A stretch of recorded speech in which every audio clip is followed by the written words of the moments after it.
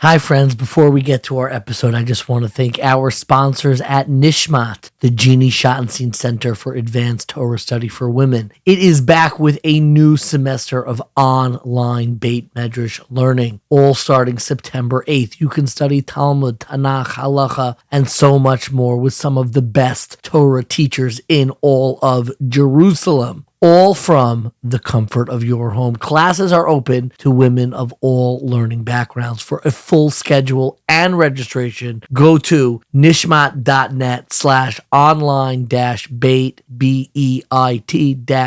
Midrash. Nishmat.net. The link is also in the show notes. They do such incredible work. Immerse yourself in real text-based serious study, all from the comfort of your own home. The online Nishmat-based Medrash, the fall 2024 semester is starting September 8th. You don't want to miss it.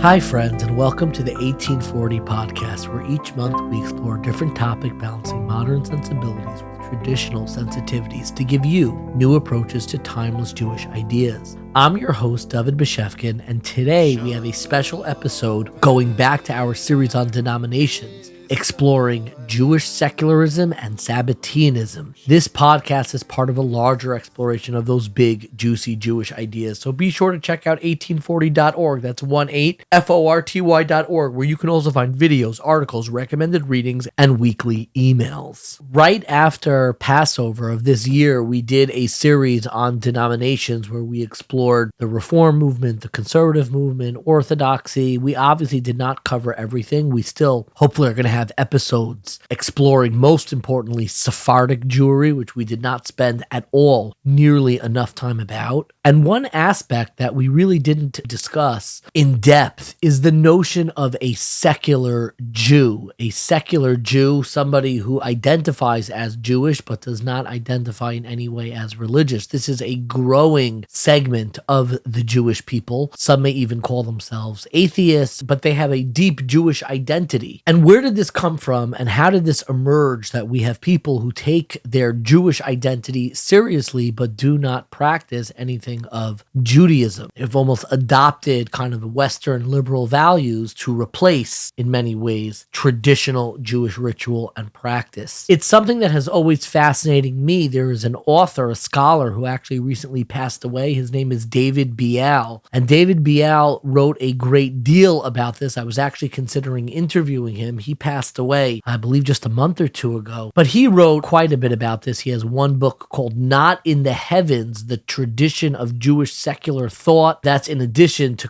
he has a larger work that he did not write, but I believe he contributed it, that Princeton University Press, called Makers of Jewish Modernity, which is a fabulous volume. I have it right in front of me right now, and has basically just like these little biographies along with all of the secondary literature for a lot of the personalities that developed what we now associate with kind of like secular Jewish identity, if such a thing can even be said to exist. But what fascinates me most about secular Judaism is something that most non-Orthodox secular Jews, or Orthodox Jews, no matter what your affiliation is, most people are not aware of this, but there is a controversial thesis from the great scholar of Jewish mysticism named Gershom Scholem, who essentially says that what paved the way for the reforms to traditional Jewish life and what ultimately gave birth to the secular Jewish identity that we know today is none other than the Sabbatean movement, the messianic movement that developed at its high point in the summer of 1666, when Sabbatai Zevi, there were earlier revelations, announced himself as the Messiah. He just a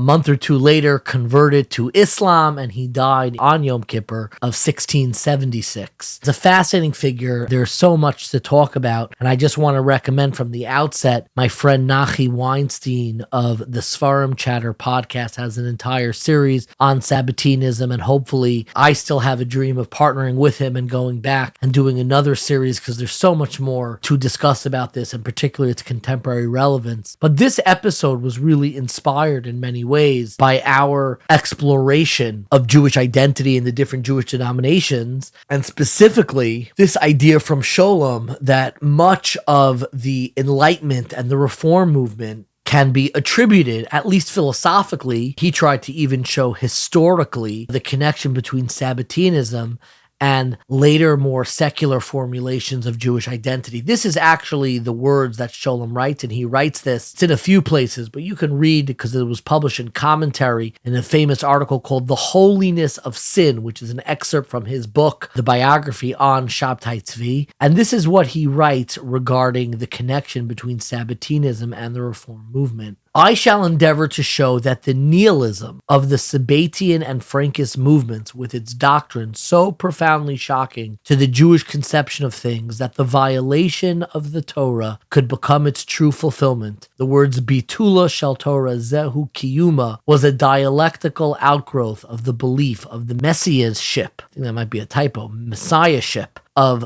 Sabbatai Zevi, and that this nihilism in turn helped pave the way for the Haskalah and the Reform movement of the 19th century once its original religious impulse was exhausted.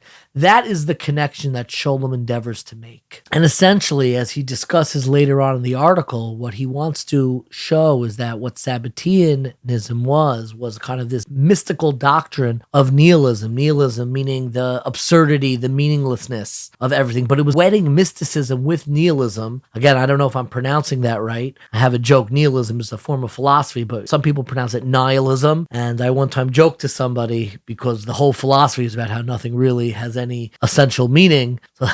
So is it pronounced nihilism or nihilism? I said, does it really even matter? Obviously, that is a philosophy where we argue over its very pronunciation, and all sides, if you're a real nihilist or nihilist, can be correct. But what he essentially posits, Gershom Scholem, is that there is a notion of emptying Judaism of its ritual and traditional practice and ideas, and just being left, so to speak, with this mystical nihilism, just a Jewish identity. And he shows both historically and conceptually how this outgrowth of Sabbateanism, this antinomianism, which means the anti means against, nomos is the law, this overturning of Jewish law. So much of Sabbatai Zevi's messianic movement deliberately violated the law and is sometimes branded as being antinomianism. I actually prefer the term used by Elliot Wolfson, which is hypernomianism, which is showing that even the nullification of the law can be a part of the law. Even the absence of law is a part of the law, which is, a very minor but important distinction. And you can read, Wolfson has lectures on this and talks about this, but I don't want to get into the weeds on that. What I really wanted to talk about was this concept of, is there truth to this? Is this in fact the case? What did it mean to be a Sabbatean? One of the few documents that we actually have from Sabbatai Zevi that he wrote himself is a document that Pawel Maciejko, pronouncing his last name correctly, I'll mess that up more than once, is the one who translated, and we spoke about it. It is a document called Kivru Emunasi, Bury My Faith, where Sabbatai Zevi essentially told his followers to bury deep down inside their belief in him. It is not something that they should openly articulate, which is what led to so much of the hearsay hunters and people trying to figure out who is a Sabbatean and who is not a Sabbatean. And what Gershom Scholem did was really create a whole dialectical history of Jewish history itself that is contending with these ideas, with the mystical impulse, the messianic impulse, that at least according to Scholem's understanding, overturns and challenges our commitment to Jewish law, to the importance and the centrality of following the laws of the Torah and halacha, and this traditional impulse, which is all about preserving the law and halacha. And a lot of these battles we still see today. Scholem, quite controversially, aside from attributing the Sabbatean influence on early reform, even saw some hints of this in Zionism, in early secular Zionism. of a Zionism that promised sovereignty in a Jewish state, but absent of Jewish tradition. That caused quite a bit of outrage in Israel over that, but these are important ideas to explore to understand the moment and the point in history that we are a part of. Scholem did have an abiding belief that Israel will never be able to be fully secular. He writes, and this is the words of Scholem, so long as the belief in God is a fundamental phenomenon among all beings created in his image, a faith that cannot be destroyed by any ideology, it appears to me that the absolute secularization of Israel is inconceivable. The continued wrestlings with this process, with both its positives and its limitations, seems to me to be creative and determining. There is something unescapable about religious ideas that are in Israel. Scholem also articulated this to a letter to Franz Rosenzweig, I believe in 1926, where he wrote to Rosenzweig about the use of modern Hebrew and how modern Hebrew relies on these words in secular ordinary conversation that have deep mystical meanings. The two most famous examples is the word chashmal for electricity. That is a word that appears in the famous Maisa Merkava, the vision of the divine chariot in the beginning of Yechezkel, of Ezekiel.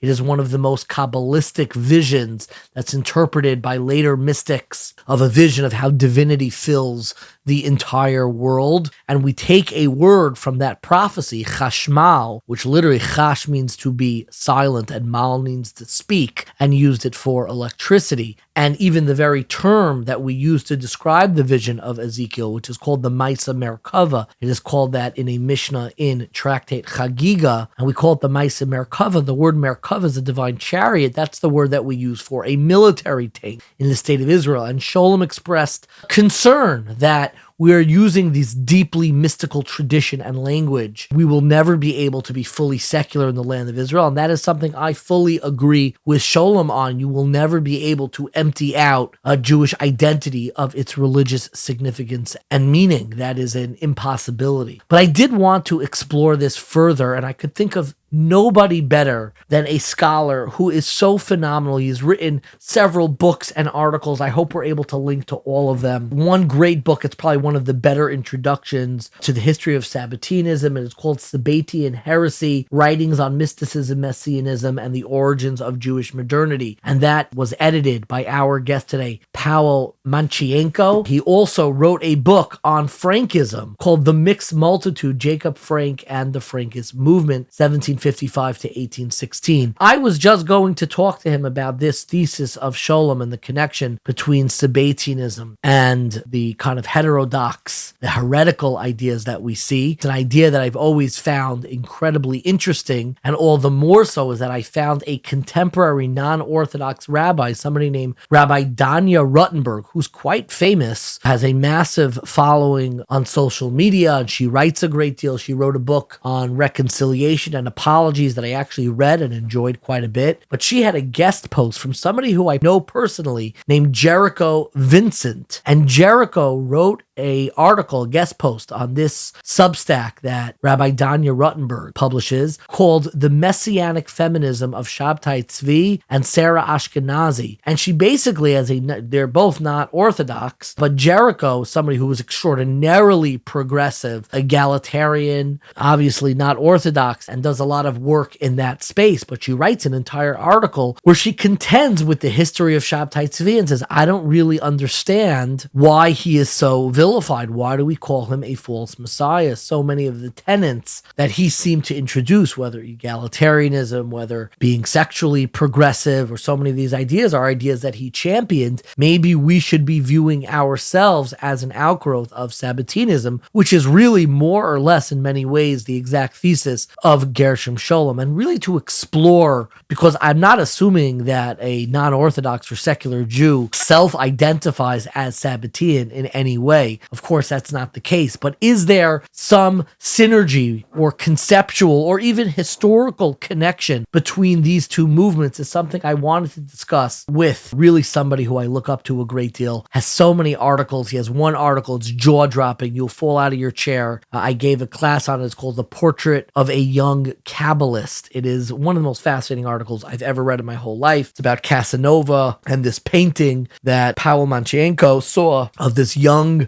gentleman who's clearly holding a Zohar in his hand that is open up very clearly to a passage in the Zohar in Chaye Sarah, and he does incredible analysis of this portrait to figure out who is this person, why is it open to that passage in the Zohar, and how, of course, is this related to Sabbateanism is. And you better believe Wolf Eibschitz, the famed Sabbatean son of Rav Yonasan Eibschitz, makes a fabulous appearance in this article. It's just jaw-dropping. Anything he writes is so fascinating and so well-researched and kind of gets through a lot of the baloney and a lot of the conspiracy theories, which is why I was so excited to talk to him. We originally were supposed to speak on Tisha B'Av in the afternoon. I said, why don't we speak on Sabbatai Zevi's birthday? Sabbatai Zevi was born on Tisha B'Av of 1626. He was born August 1st, 1626, which was on Tisha B'Av, and really to understand what the movement was after he had died. And there's so much more to talk about, but we weren't able to speak at the end on Tisha B'Av. We did not throw a Sabbatean birthday party, and instead he was busy and we had to change the dates a few times. But in the interim, when we were rescheduling, one idea came forward, which is just jaw-dropping, and that is Candace Owens, the political commentator and questionable anti-Semite, somebody who has been accused quite a bit. I don't know her personally, though she actually reached out to me when I saw she developed this interest in Frankism and all these crazy conspiracy theories.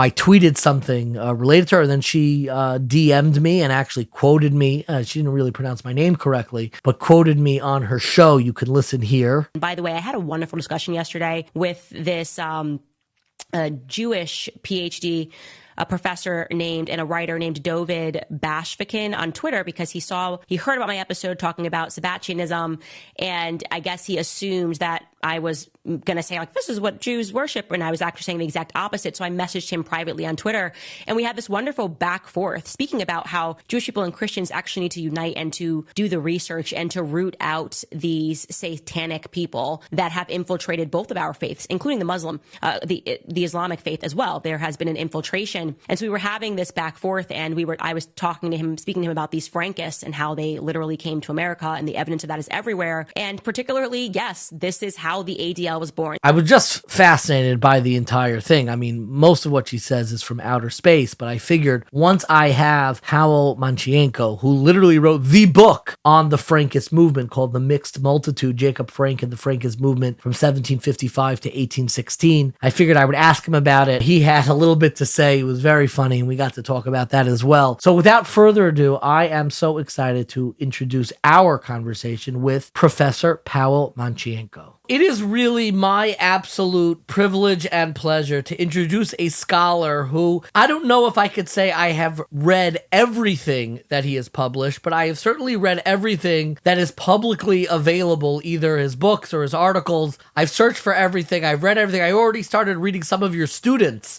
I've reached out to some of their PhDs that have not been released. It is my absolute privilege to introduce our guest today, and I'm going to butcher your name, but you're going to help me out afterwards. Pawel Maciejko. How'd I do? Almost there. Maciejko. Maciejko. Okay. But Pawel is okay? Yes. Yes. I am so grateful, and we have so much to talk about and so much to cover. The first big question that I want to talk about is a controversial, a tantalizing thesis from Gershom Scholem. Gershom Scholem, the great scholar of Jewish mysticism, connects the move towards this notion of secular Judaism, a Judaism devoid of halachic practice and ritual observance, connects that directly to the Sabbatean movement. And I want to explore the notion of what is the identity of someone who is a secular Jew. Most, I assume, do not identify. They probably don't even know much about Sabbateanism. So I want to explore that thesis. And in order to do so, I want to begin with you. We don't have to cover the entire story of Sabbatai Zevi, but I want to begin the story with you with the death of Sabbatai Zevi on Yom Kippur, 1676. He has now died as a converted Muslim. He has some writings and some essays, and the movement essentially evolves at this point. And I was wondering if you could share with us, you've published some actual writings from Sabbatai Zevi himself. It's a little bit of a scholarly debate about whether or not he wrote it, but there's an essay that you published called Kivru Emunasi, Bury Your Faith, Bury My Faith. I published an English translation. The original was published by Avi El-Kayam, but yes. Exactly. You did an English translation of it. It was the subject of my class that I gave on Shavuos night, where we spoke about some of these issues. Almost every time I give over Torah, your articles are hovering beneath the surface. But begin with just the story. After Sabbatai Zevi dies, he's already converted to Islam and now he's dead. Why is this not the end of the movement? First of all, thank you very much for the invitation. It's a pleasure to be here. First of all, you assumed that it's obvious and accepted that he died. It isn't. There is a great number of his followers who claim he never died. He went into occultation. He disappeared. So the testimonies about his death or his disappearance are conflicted. And from the very outset, you have a number of testimonies among his followers, which says that Sabbatai Zevi never died. He mysteriously disappeared, and then someone saw him some weeks after he disappeared, and there is a number of speculations as to where he went and what he's doing after. And then you have a doctrine of the return, right, of the second coming, similar to Christianity. Now, when historians are talking about Sabbatai Zevi's dying on Yom Kippur and all this is based on a number of sources that are in themselves problematic, some of them, and there's a number of conflicting testimonies. Very quickly, Sabbateans claimed that the death is not really death. Everything changed, right? Because Sabbatai Zevi is no longer among his followers. There's no direct contact with him. You cannot go and visit him, which is what many of his followers did before, right? But it's not really the end. Secondly, the news about his death, even among those who indeed believe that he died. The news in the 17th century is not spreading that quickly. And again, by the time people in Italy or people in Poland or people in Amsterdam learned that Sabbatai Zevi died in what today is Montenegro, or what today is in Albania, because there are also conflicting testimonies about where he died. Yeah. And where he's buried, if he's buried. Sure. And so by the time the news reaches either Europe or the land of Israel or other places in the Ottoman Empire, there is a lot of uncertainty, there is a lot of misinformation. So the movement for a while continues as it did before. Now, once Sabbateans learn that Sabbatai Zevi is no longer amongst us, then something changes, but it goes either in the direction of the doctrine of occultation, right? Since you mentioned my PhD students, my student Noam Leffler, my Talmid Chaver, right, wrote a PhD thesis on the development of the doctrine of occultation of Sabbateans, or in the direction of some kind of reincarnation, return of Sabbatai Zevi, either Sabbatai Zevi as Sabbatai Zevi in some unspecified future, or his soul reincarnating in other people, right? So the Muslim Sabbatians believers in Salonika quite quickly come up with the idea that Sabbatai Zevi indeed died, but his soul incarnated in the body of in Salonika. So the death of Sabbatai Zevi, again, already Scholem suggested all kinds of analogies to Christianity, and there are indeed analogies to Christianity also in the most basic sense, that just like the death of Jesus was not the end of Christianity, in some sense it was the beginning of Christianity, right? The death of Sabbatai Zevi is not really an end to the movement. Maybe I'm getting ahead of myself, but the way that most, at least yeshiva students are introduced to this story is with the very famous dispute between Rav Yonasan Eibschitz and Rav Yaakov Emden. Mm-hmm. People have a way of understanding this story, assuming that Rav Yaakov Emden was incorrect and that Rav Yonasan Eibschitz, given his corpus that he published of Torah scholarship, his commentary on Shulchan Aruch, the Yaros Tavash, the Crazy Uplesi, he was a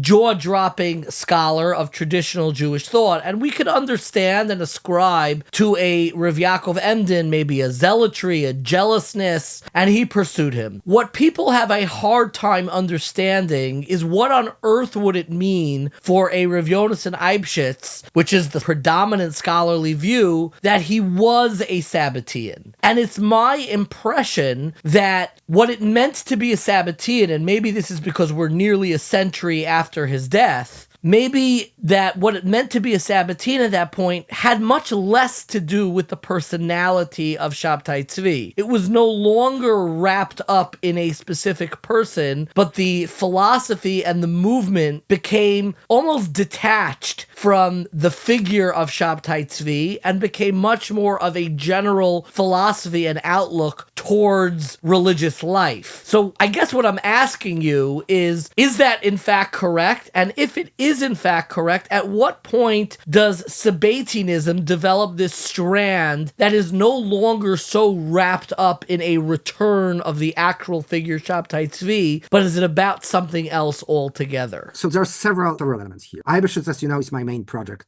Right now, I've been working on a book on Eibschitz for almost 10 years now, and I'm not even close to. It will take me another 10 years, maybe. I don't know. Can I give a spoiler to our listeners? Because you mentioned to me that you're working on the Yale Jewish Live series for a biography on Sabbatai Zevi also. Two projects on my desk right now. One is the Eibschitz project, on which I've been working for quite a while. Another one is a smaller project, paradoxically. It's a book, it's a biography of Sabbatai Zevi for the Jewish Lives. That's so series. exciting. I love that whole series, and I'm so excited for it. When you told me, I said, oh, that's going to be a lot of fun. And this one I started later, but I'm going to, hopefully, Bezrat Hashem, I'm going to finish sooner because it's a smaller book. I'm hoping to finish it within the next year or so. But the main thing is Eibschitz. And I have a few things to say about what you said about Eibschitz and his being or not being Sabbatean and Sabbateanism changing shape. First of all, the first is about the controversy. The Emden-Eibschitz controversy is a misnomer. It's not between Emden and Eibschitz. At some point, all the Gdolim in Ashkenaz believed that there is a problem with Eibschitz. Let's put it Every major rabbi, Rav Yeshua Falk. Exactly. Pnei Yehoshua, Nadabi Yehuda, Shmuel Hillman, Aryeh Leib of Amsterdam. The list is very long. All the preeminent rabbis in Ashkenaz are the Gra, who is very young at that point, but he's already somehow involved. So pretty much everyone believes that there is an issue. There is something heretical about Eibschitz. The big question is what to do with this. And there are different strategies, right? There are people who believe that it should be exposed and publicized. There are people who believe that it should be suppressed, right? That or exactly. It should be censored in some ways. And Emden is just one of many people involved in this controversy against Eibschitz. He's the best known because he published the books against him, right? Including the primary sources and what people read and what scholars read afterwards and basing themselves in their research is Emden and not Pnei Yehoshua. But in real time, Pnei Yehoshua is much more important in this debate. So it's not really Emden Eibschitz, right? Exactly. 100%. But a contemporary reader says, why isn't it an open shut case? He was clearly knew halacha. He wrote on halacha. You know, it's that like very simplistic question. How could somebody who's so involved in traditional Jewish life, not just involved in it, but a scholar of it, what would it even mean for him to be a Sabbatean? Exactly, right? So this is the second. Now, the second point is there is an issue. First of all, Eibschitz wrote an awful lot, but published very little. Like for us, it's not only the yeshiva students, right? Us, the contemporaries. Eibschitz is Urim Vetumim, Kreti Ufleti, Yarot Dvash, all these things. The only book that Eibschitz published in his lifetime is Urim, and he published it only because he had to pay the debts of his son. When he was known during his time, he was known as a preacher, he was known as Rosh Yeshiva. This is his fame. It's not the halachic writings. The halachic writings, he's writing for the drawer, he never publishes them. They're all published by either his students or his descendants. And the issue of the mastery of halacha is not really on the table. And Eibschitz's Kabbalistic writings are not published, right? So they are in circulation, but they are not known. And some of them are not published to this day. I published V'avoh Hayom El Chayin almost 10 years ago. There is a running commentary on the Zohar, on which I am working together with Noam Lefrak, whom I mentioned. There are some smaller texts,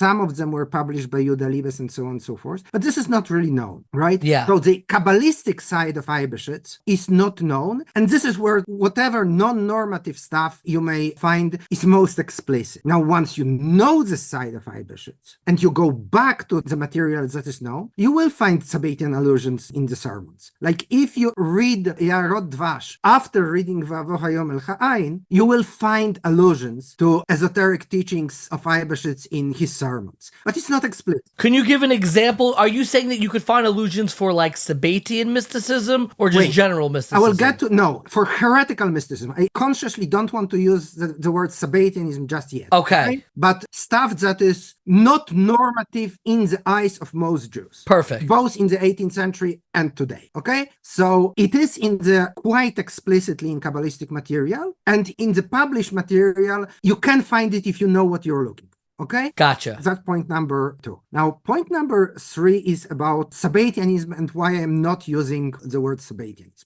Essentially, the argument I am making in the book that I'm writing today is that Jonathan Eibeshitz is a member of a sect that has one member, Jonathan Eibeshitz. He's sui generis. The stuff he's clearly referring to Sabbatai Zevi, right, as a very important personality who plays some kind of positive role in the process of redemption, but it does not necessarily mean that he's a Sabbatean, just like he's referring to Jesus as a personality who has somehow positive role in the process of redemption, and it doesn't make him Christian, right? It's just that he's referring to Sabbatai Zevi or to Jesus for that matter, or to quote-unquote negative characters within the Jewish tradition and reading them in positive light, right? But it doesn't necessarily make him a believer that Sabbatai Zevi was the true Messiah. I personally think that if I understand anything from Eibeshitz, this is unlike anything else. It's as problematic from the perspective of the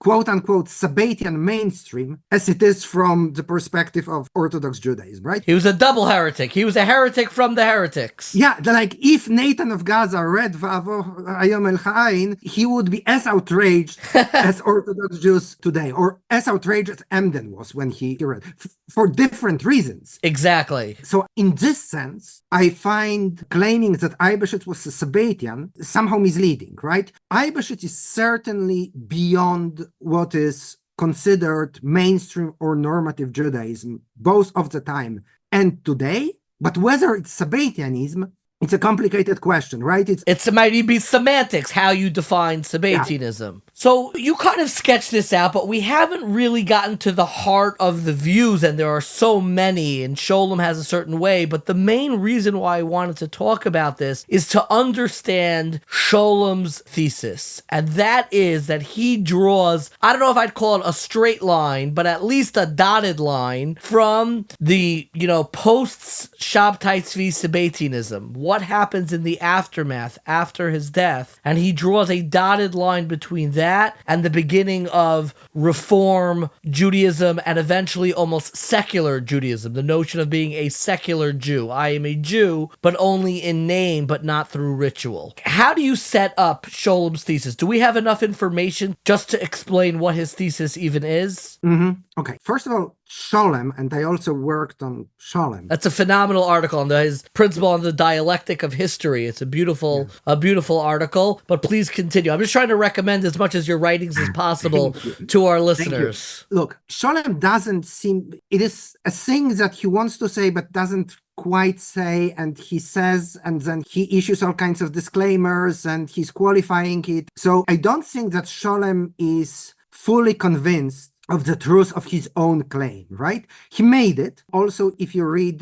his lectures that were written down by his students and later published, he clearly said it explicitly, right? When he was teaching at the Hebrew University. But then he's sometimes qualifying it and sometimes withdrawing from what he said. So he's clearly not fully comfortable with his own claim as a strongly formulated claim. He needs it in the sense that the joy and the problem of reading Scholem is that it's a ground narrative, right? Yes. It's a very big picture. It's a scheme of the entire Jewish history from at least the beginnings of Kabbalah in the Middle Ages to contemporary Zionism, or to his contemporary Zionism. And he is trying to draw a straight line. Now, if he wants to draw a straight line, he needs this transition, right? You cannot have a missing link in the chain, and this is the link he would like to establish in order to have the continuity. Explain the link a little clearer for our listeners. The link is basically saying Zionism as a both spiritual and political project, and for Scholem the spiritual aspect is at least as important, if not more important, than the political project, right? The spiritual aspect of Zionism cannot fulfill itself without the political, right? You need the real state on the ground, but the state is not just a state, right? It is some kind of spiritual project which involves getting out of the exile, also in the deeper sense, in the spiritual sense. And Scholem is trying to establish this movement, right? Zionism, such understood, not as a radical breach with everything that was before, but as a kind of continuity. So he's looking for similar movement for Jewish emancipation that are simultaneously movement towards political emancipation and spiritual emancipation. And he's arguing that the most important such movement in earlier Jewish history is the messianic movement around Sabbatai Zevi. The way I understand it is he does even something beyond that, where he talks about how Sabbateanism essentially reformulated a Jewish philosophy of almost a mystical nihilism that allowed people to access divinity without the almost permission or without the traditional channels of ritual and halacha. Yes, that's absolutely correct. This is exactly what he's saying, right? But his problem is how to establish a historical link, right? How to show what you just said as a historical process. And the link is very weak. It's not non-existent. It is there, but it's very weak. Essentially, what Scholem is doing, he's taking the writings of late Sabbateans, right? Not Sabbatai Zevi, not this period, but people in the very late 18th century, the early 19th century, primarily in Prague, who are descendants of Sabbatean families and who are reconstructing their own family background as a story of emancipation in exactly the sense that you described, right? Great Justice Louis Brandeis is a perfect example of such person, right? We'll get to him more, when we talk about Frankism, but sure. He published a will. Gershom Scholem published a Sabbatean will from the early 1900s that clearly wasn't written by somebody who was deeply immersed in Kabbalistic writing, but had a family tradition that we were a part of a Sabbatean circle, so to speak. So you have those people, right, who are acculturated, very learned, usually quite wealthy, enlightened secular Jews. They come from Sabbatean families, and they are trying to establish a link between their own worldview and the worldview of their great-grandparents.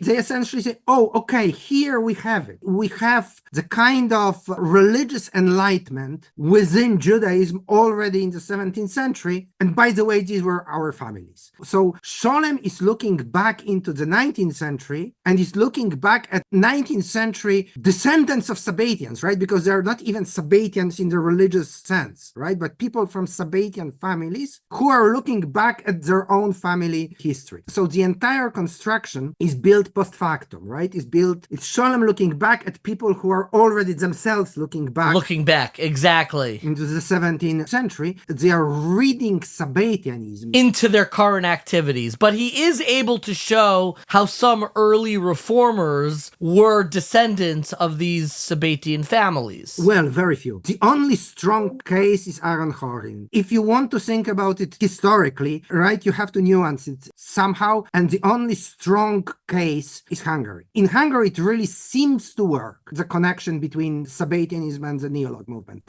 In other places, the real connection is very weak. But what do you think? There's a world-famous non-Orthodox rabbi named Rabbi Danya Rottenberg, who has a Substack called Life is a Sacred Text. And she had a guest post by somebody named Jericho Vincent, who I happen to know personally, who wrote a guest post called The Messianic Feminism of Sabbatai Zevi and Sarah Ashkenazi. And this is a contemporary non-Orthodox rabbi who is revisiting the story of Sabbatai Zevi and says, I don't know what our issue is with him. So many of the things that he tried to forward and kind of critique tradition, egalitarianism, maybe a little bit more progressiveness when it comes to sexual identity. These are many of the causes that we champion within the non-Orthodox movement. So I was really fascinated to find a contemporary, and doesn't really get into all of the scholarship we're talking about. It's just someone's own reaction reading what was Sabbatai Zevi got in trouble for and what am I doing today, and finds and says, maybe we have this person misunderstood. Mm-hmm. Do you understand why somebody who understands the philosophy of non-Orthodox Judaism, why they would actually find a kinship in Sabbateanism? Yes, I can understand it very well. This is one of the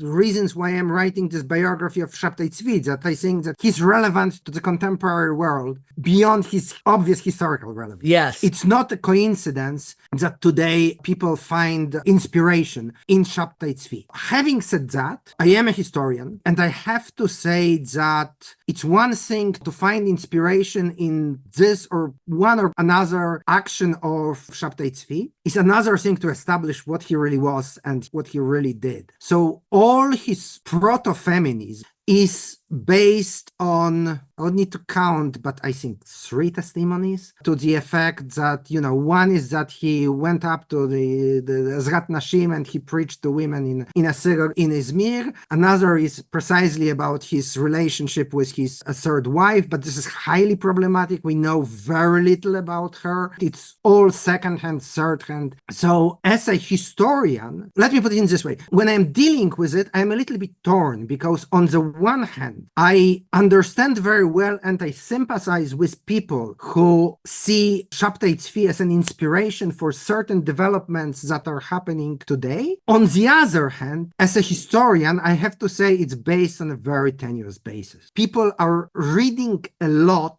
into sources that say very little, or into sources that are highly problematic, that have their own agenda. For instance, all this thing about Sabbatai Zevi preaching to women in a shul is based on one Christian source written by a Dutch minister, which says many different things, some of them contradictory, some of them obviously false, some of them, and so on and so forth. It does not mean it's not true, right? But it just means that as a historian, I am working with material that is extremely limited, and a lot of which is problematic. There's no question, I think we would both be in agreement to this, that if you were to ask the average non-Orthodox Jew, do you feel a connection or some, are you continuing the legacy of Sabbatai Zevi? My guess is they would be offended, because he is always depicted as a false messiah, leaving your introduction aside, which I thought was so fascinating. You said, as a historian, I don't want to be making any truth claims of the falseness or reality of his messianism. We could talk about his ideas, but is that a correct reaction? Were there non-Orthodox leaders or Jews at the time who were offended by Scholem's equating of the two? I know when it came to Zionism and making Zionism a part of the story, that sparked a great deal of outrage, and that I know about. Mm-hmm. I'm curious if anybody in the non-Orthodox community felt hurt or besmirched by the equation that Gershom Scholem was making, or the influence of Sabbateanism on non-Orthodox Judaism, at least the origins of it. No, I don't know of anything of that kind. When Sabbatai Zevi, the book, right, right? Sabbatai Zevi Noah Sabbatai B'Yamei Chayav. When it appears in Israel, it's a huge event. It's, 900 pages long, scholarly book with footnotes, Yeah. and the entire country reads it. It's a page turner. It is kind of fascinating.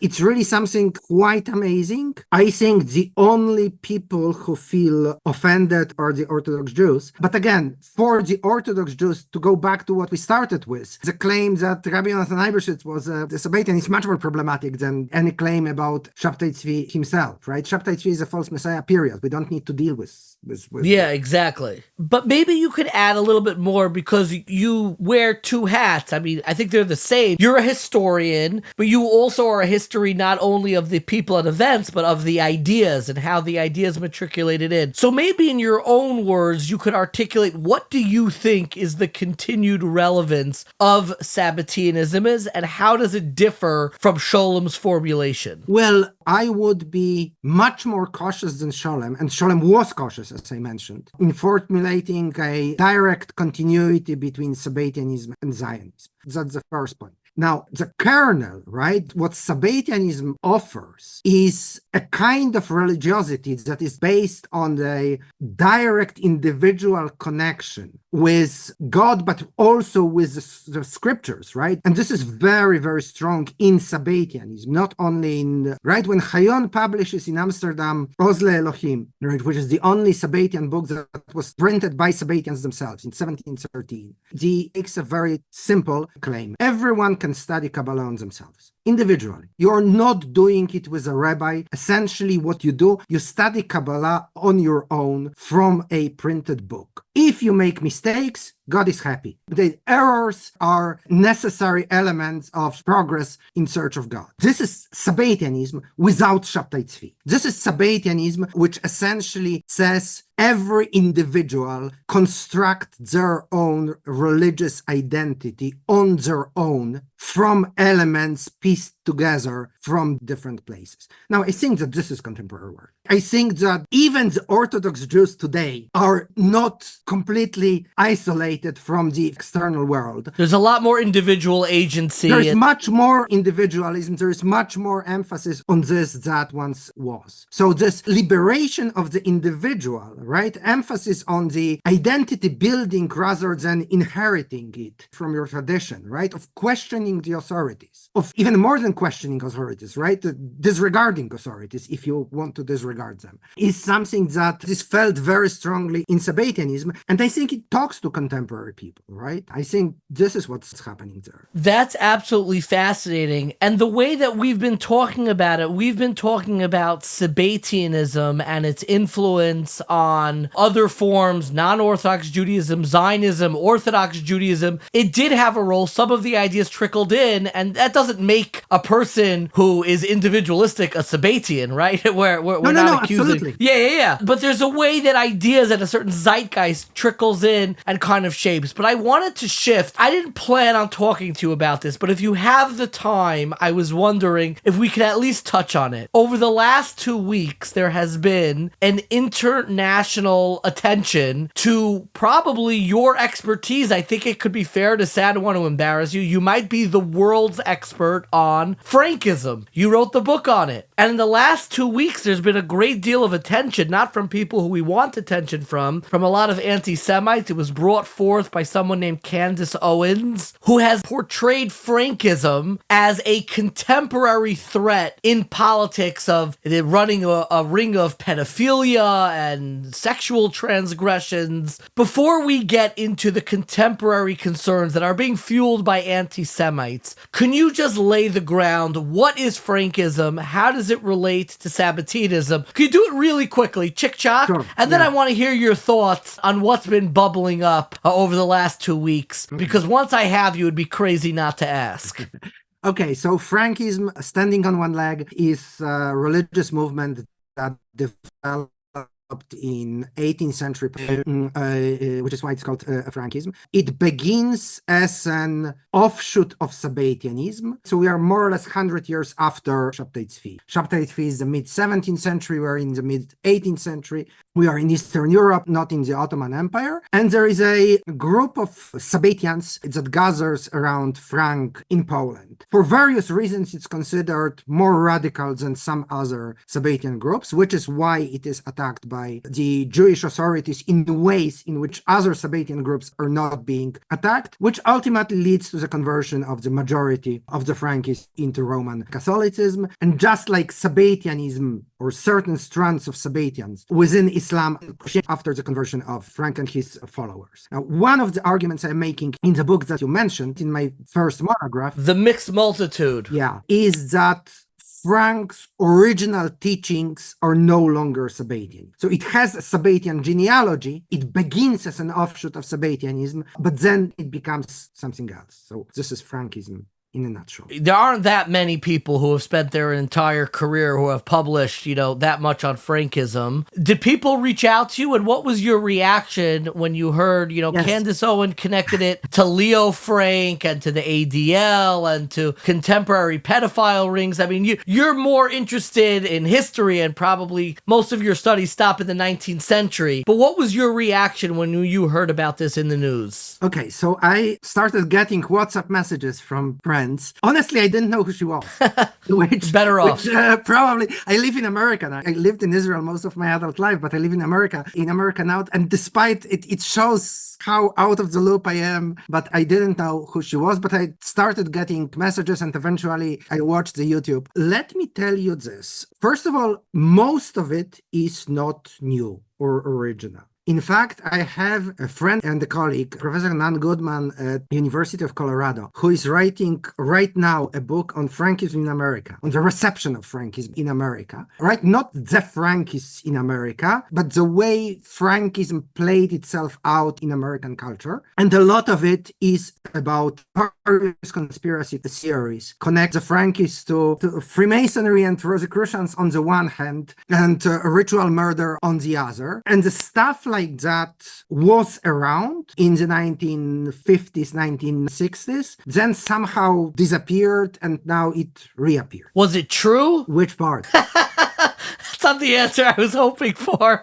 The ritual murders, were there Frankists who were committing ritual murders? No. The Frankists were not committing ritual murders. What the Frankists did, right, during the disputations with the rabbis, they confirmed the truth of the ritual murder. And this is, again, another claim of the book, using the blood libel as a weapon in internal Jewish conflicts is extremely rare. To attack the traditional Jewish community. Jews attacking other Jews. Let's put it exactly right in whatever configuration, more traditional, less traditional, right? But this is extremely rare. This is one of the things we don't do. It's not completely unprecedented, but it's extremely, extremely rare. And this is what the Frankists did. At some point in their fight against the rabbinate, they come up with the claim not only that the Jews killed Christian babies for ritual purposes, but that this is a tenet of Judaism, right? That you can show on the basis of rabbinic sources that this is what the Jews should be doing. That it's a mitzvah. Now, the Frankists did it for their own reasons and their own purposes, and I'm trying to explain how and why it happened in the 18th century. But the fact is that in the longer history, this provided ammo for anti-Semites up until today, right? So the points formulated by the Frankists in the Lvov disputation in 1759, the stuff later gets translated into many different languages. It's published and republished and repurposed by anti-Semites. It's used during the Bailey's trial in Russia. It's used by the Nazis. It's used all over. Because the claim is much stronger than earlier blood libels. Earlier blood libels are specific. The Jews killed a Christian baby during Passover. The Frankists claim it's not certain Jews in a certain place at a certain time. Judaism is a religion in which you have human sacrifice. And what about the accusation? And this is, I mean, Candace Owen is getting this probably like third hand, but that the early start of Frankism definitely had a sexually deviant component to it. There certainly was that component. Do we have a record that the sexual deviance was continuing in America among Frankists? You know, when Louis Brandeis, who you mentioned, he said himself he's from a Frankist family. Does that mean that we should be assuming that he was involved in these kind of deviant behaviors? No. I mean, what do I know? But there's no trace of evidence of anything of that kind. And again, even within the Frankism, it is something small and limited. And so there are 2 points here. There are sexual rituals, general, but it's within the wider movement, it's a rather marginal thing. It got blown out of proportion because people are getting excited about this kind of stuff. Whether you like heretics or you don't like heretics, in their own worldview, it's not really that central. It's just that people are emphasizing this particular element. Secondly, precisely for that reason, right? When you get to people like Brandeis or Mautner or whoever, there's absolutely nothing. And Leo Frank from the founding of the ADL, was he a Frankist even? No. This is again, his name was Frank, therefore he was a Frankist. It's as simple as that. No. It's like thinking a hot dog, a Frankfurter is a Frankfurter. Yeah, no, exactly. Right? So no connection to Leo Frank, no connection to the Rothschild. Yeah. No. All this. That's a hard no. Okay, that's good we settled it. Because so much of your scholarship has animated and inspired so much of my own studies, I really am enamored with your work and your grasp of both traditional sources, mystical sources. It's jaw-dropping. I want to ask you a question that I have no doubt you probably don't want to talk about, but allow me to ask for my own curiosity. You have spent so much time immersed in Sabbatean sources, in traditional sources, understanding the very heart of belief. What is belief? I've always been curious. There's a lot of speculation as it relates to Scholem, but I'm curious about you. How did your studies and scholarship, how does that affect or kind of animate your own personal religious belief? I'm so curious to hear more. Is this to you just like fascinating stories? No. Can I be blunt? I don't even know if you're Jewish. I have no idea. I've never asked. I'm coming from respect and admiration for your work, which is why I ask. Let me put it in this way. I feel so uncomfortable about it that I'm not really asking this question to myself. In other words, it's certainly not just a topic, right? I have a deep personal connection to what I'm doing, right? I do share the Shoresh Neshama with some of the people on whom I am working. But precisely for this reason, I'm kind of trying not to expound it too much. It's not that I want to avoid answering the question. I am saying I really avoid answering this question to myself. I'm not consciously not trying to leave it on the level of, deep affinity, which gives me energy to do what I'm doing. And yes, I care about the stuff I am working on and about people on whom I'm working. But when you read this mysticism and you're reading all these battles, do you just think it's just like something just like, it's all narishkeit and it's all nonsense and they're just fighting about nonsense? No. Or do you think there's real energy in history and in the narrative of the world? Scholem tells this cataclysmic story, which is so enchanting and it's eye-opening. Do you also have that connection that, like, these are real forces in the world? Yeah. No, first of all, even if I didn't have a personal connection, I would say that these are real forces.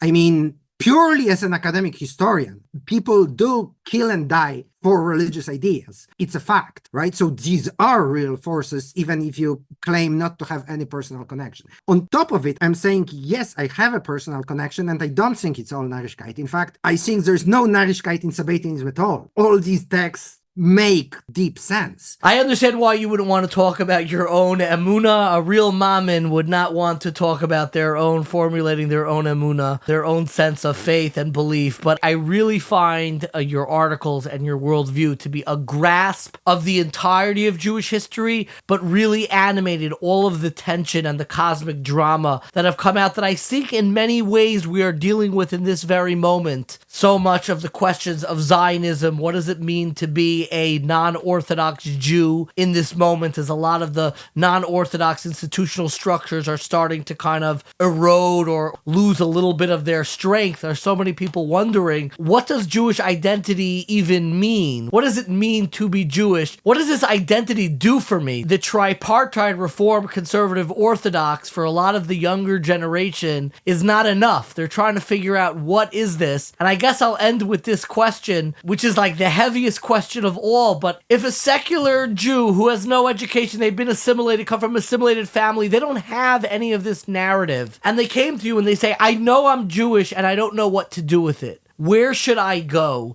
Given your studies about the contentiousness and the burden of Jewish identity itself, what would you tell them? I would tell them that for many people, history of Kabbalah and history of Sabbateanism in particular was an entry point for deeper connection with Judaism. This, I think, I can tell about myself, but also about this, I also can tell as a historian. There are numerous very prominent cases. The problem with this, when I was teaching at the Hebrew University, my best students were Datlashim, right? Were Datim L'Shavar. Meaning people who grew up in religious homes and were no longer affiliated. The Chazru B'She'ela, right? Yeah, start asking questions. I think my best students at the Hebrew University, many of my friends, not myself, by the way, come from this kind of background. And I think that you can build a kind of very deep Jewish identity. The problem is that this is not the kind of identity you can transfer. So a friend of mine once told me, "Kol datlash rotze she'aben shelo gam yihyeh datlash."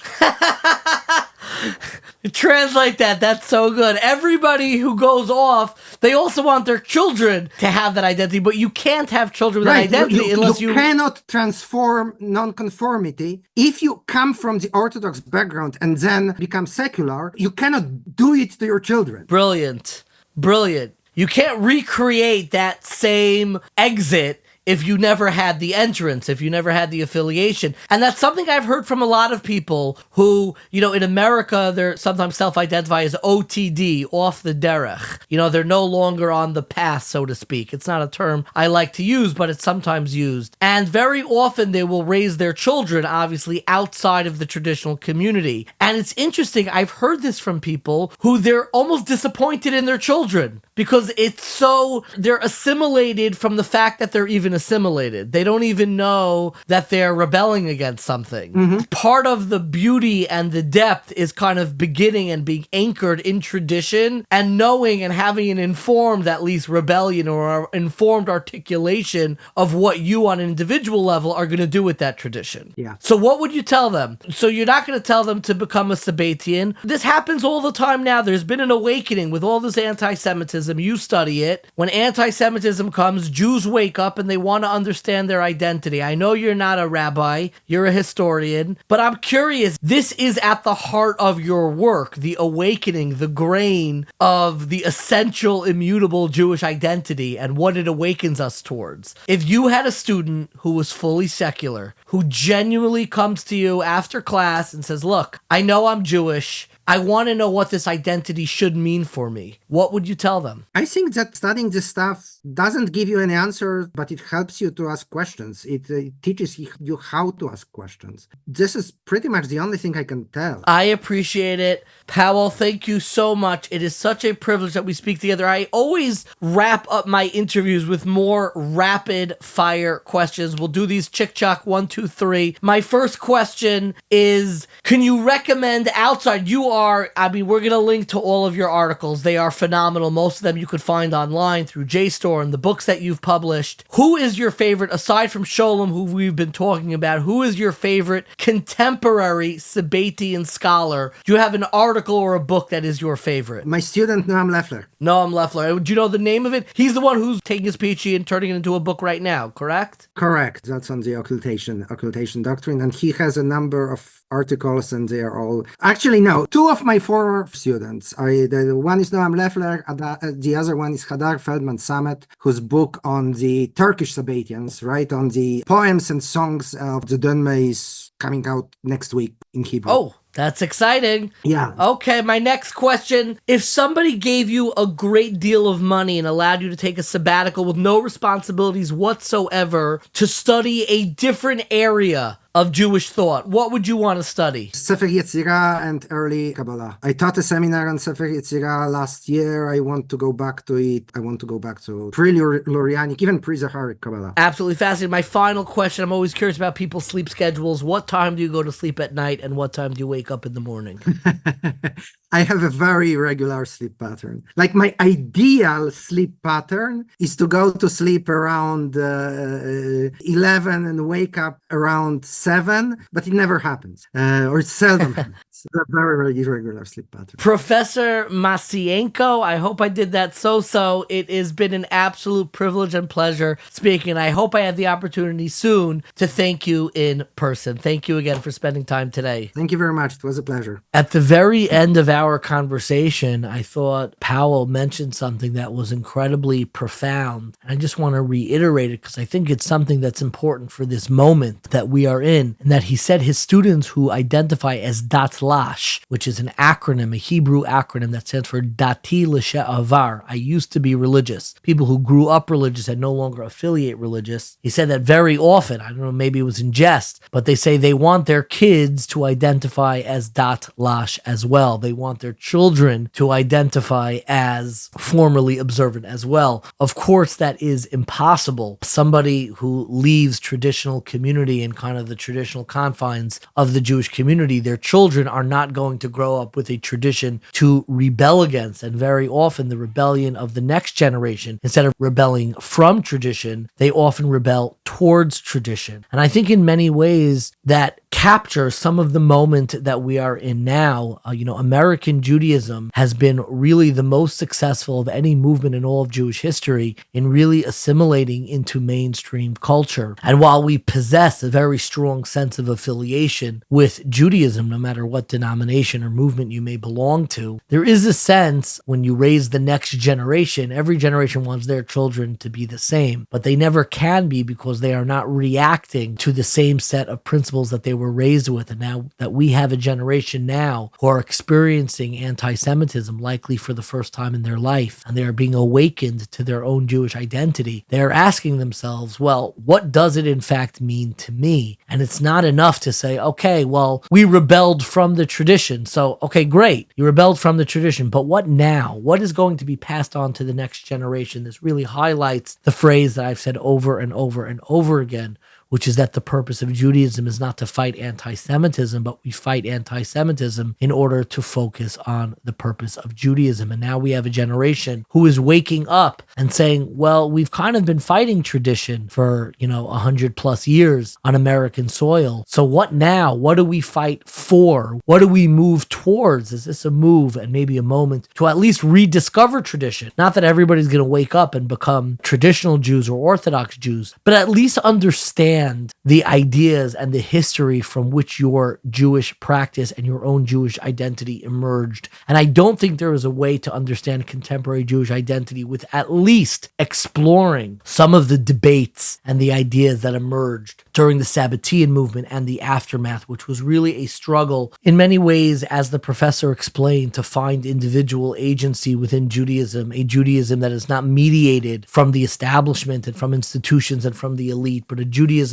that is in our hands, which is both a blessing and a curse. When we are the ones holding and fashioning our own Judaism, it is a lot easier to mismanage, to ignore, to become distracted, to forget. But in another sense, it can be a blessing, giving us the agency to fashion our own individual Jewish story. So thank you so much for listening. And I just want to thank our sponsors at Nishmat, the Jeannie Schottenstein Center for Advanced Torah Study for Women. It is back with a new semester of online Beit Medrash learning, all starting September 8th. You can study Talmud, Tanakh, Halacha, and so much more with some of the best Torah teachers in all of Jerusalem, all from the comfort of your home. Classes are open to women of all learning backgrounds. For a full schedule and registration, go to nishmat.net/online-bait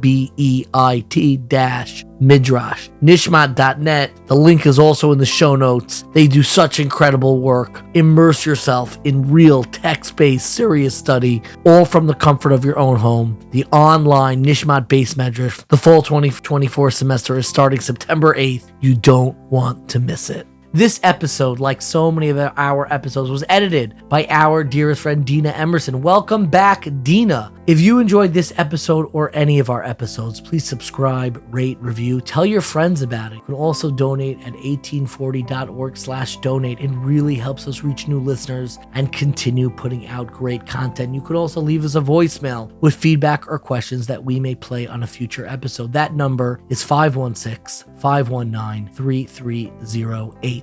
Or, of course, you can email us at info@1840.org. If you'd like to learn more about this topic or some of the other great ones we've covered in the past, be sure to check out 1840.org. That's the number 18 followed by the word 40, FORTY, 1840.org, where you can also find videos, articles, recommended readings, and weekly emails. Thank you so much for listening, and stay curious, my friends.